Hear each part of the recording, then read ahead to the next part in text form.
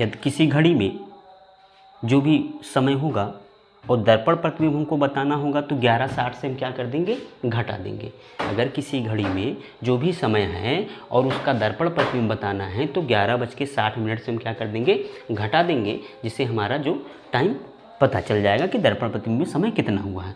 तो क्वेश्चन जैसे है, क्वेश्चन है कि 5:40 मिनट का दर्पण प्रतिबिंब क्या है, दर्पण प्रतिबिंब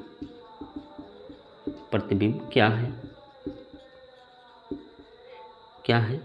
तो दर्पण प्रतिबिंब के लिए क्या करेंगे हम, 11:60 से घटा देंगे। तो 11:60 से कितना घटा देंगे, 5:40 घटा देंगे, तो ये हो जाएगा 20, ये हो जाएगा 6:20 आपका आंसर हो जाएगा। अगर हम निकालें 9 अगला एक क्वेश्चन और करते हैं कि 9:50 का दर्पण प्रतिबिंब क्या होगा। 9:50 का दर्पण प्रतिबिंब क्या होगा। तो दर्पण प्रतिबिंब जब भी हमको बताना होगा हम 11:60 से क्या कर देंगे, घटा देंगे। तो 11:60 से हम क्या कर देते हैं, घटा देते हैं। तो ये हो जाएगा 9:50 को क्या कर दें, घटा दें, तो ये हो जाएगा 10, ये हो जाएगा 2:10 आपका आंसर हो जाएगा। एक क्वेश्चन और कर लीजिए। यदि मान लो 10:45 दिया हो, 10:45 का दर्पण प्रतिबिंब क्या होगा। तो 10:45 का दर्पण प्रतिबिंब को बताना है तो दर्पण प्रतिबिंब में हम क्या कर देंगे, 11:60 से हम क्या कर देंगे, घटा देंगे। तो 11:60 में से 10:45 क्या कर दें, घटा दें, तो ये हो जाएगा 15 और 1:45 आपका क्या हो जाएगा, आंसर हो जाएगा।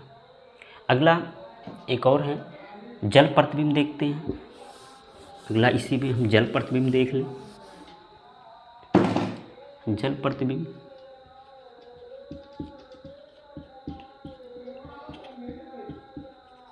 प्रतिबिंब यानी वाटर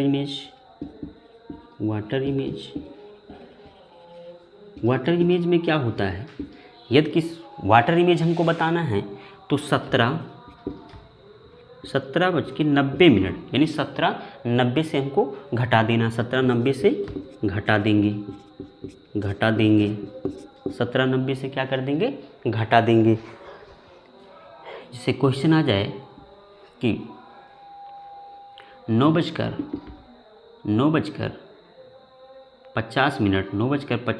का जल प्रतिबिंब क्या होगा। जल प्रतिबिंब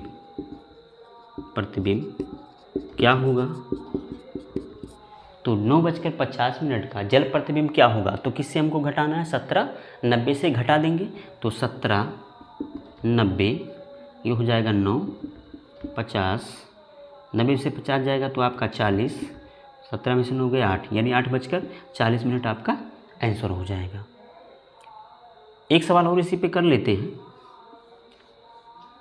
कि यदि 10:43 का जल प्रतिबिंब क्या होगा। तो क्या कर देंगे, 17:90 से घटा देंगे 10:43, तो 10 में से 3 गया जाए कितना गया 7, 8 में से 4 गया 4 और ये 7:47 आपका